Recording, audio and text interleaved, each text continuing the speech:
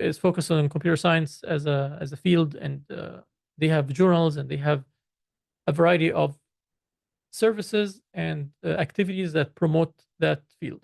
And how long did you teach at the University of Alexandria? Not long, only one semester. A semester. Yeah.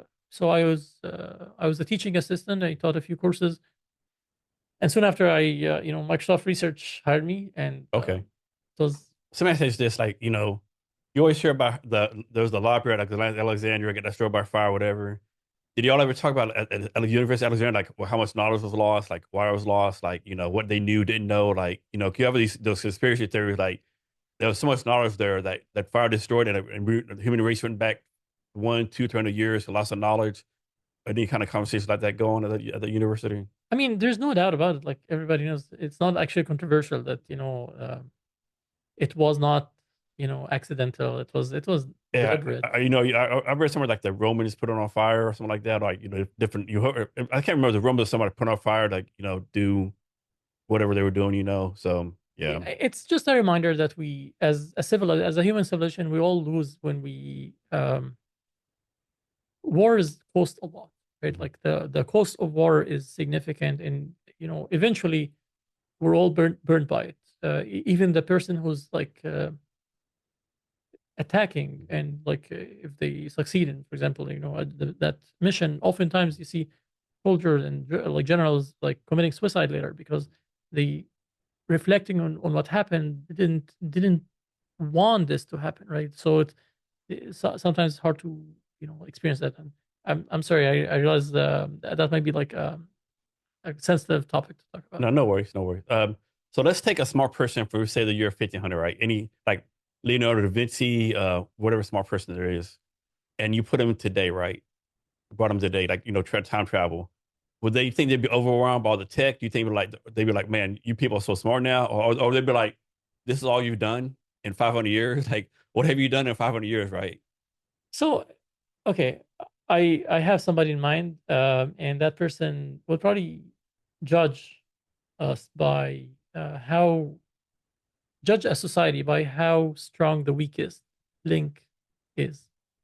Uh, and basically, if you think about the string of groups, um, one of the measures of strength for the group as a whole is, are we taking care of each other so that we are together strong, or when somebody falls, they're gone, like we don't care about them.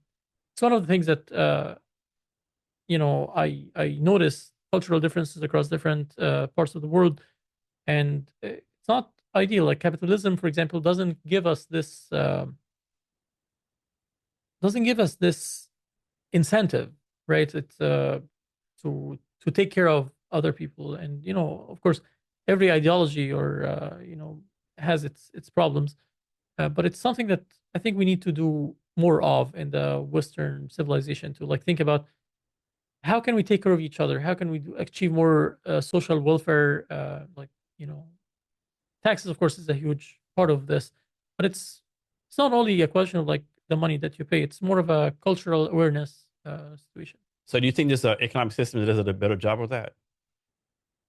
Definitely, some economic systems address this issue in a more effective way, and there is actually an economist who won the Nobel Prize for some of his work in kind of like decomposing the idea that we should try to bridge equality or the inequalities in our society. So the premise of his theory is that, see if I can reconstruct it, briefly. It's been a while since I read it. Basically, by empowering our society as a whole to have greater capacity, we're increasing the capacity of the society as a whole, and the economy is gonna be more effective. It's gonna be more advancing at a faster pace. Whereas if you look at the short term or the individual,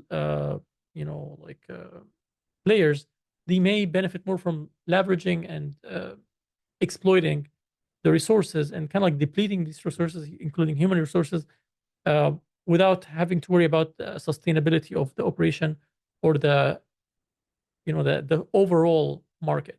Okay. So that's kind of like the high level. So of course he gets into the details Yeah. a lot more, which I need to brush up on. So next question.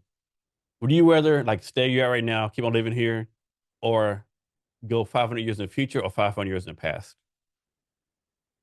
Wow, that's a great question. I think there's pros and cons to each one. Like, okay, you 500 years in the future might be all this scientific advancement, everyone's having a great life, or it could be like Mad Max Thunderdome, right?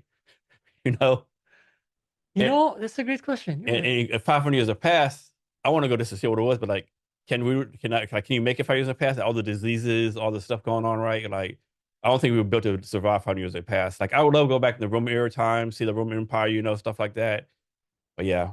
personally, I would stay here personally, right? I just think it's an intriguing question, right? I totally think I would like to visit, Mhm. but I want to be able to come back. Yeah, but he kind of come back. No, And if shit goes back and I put some money, come back instantly, right? yeah, yeah. No, I read some stories in my childhood, like with that idea in mind. It's always fascinating to me how widely different our life is from, you know, just 500 years ago. Yeah. 500 years is not that Not long. only that, like people don't realize 900, like maybe 100, years ago, we had no electricity. You had to use a bathroom outside. Like, no, you had to take cold showers. People don't realize like how far we were advanced in a short period of time. Absolutely. And if you go to certain parts in, Asia or Africa, you can get a sense of that. Yeah, that's very true.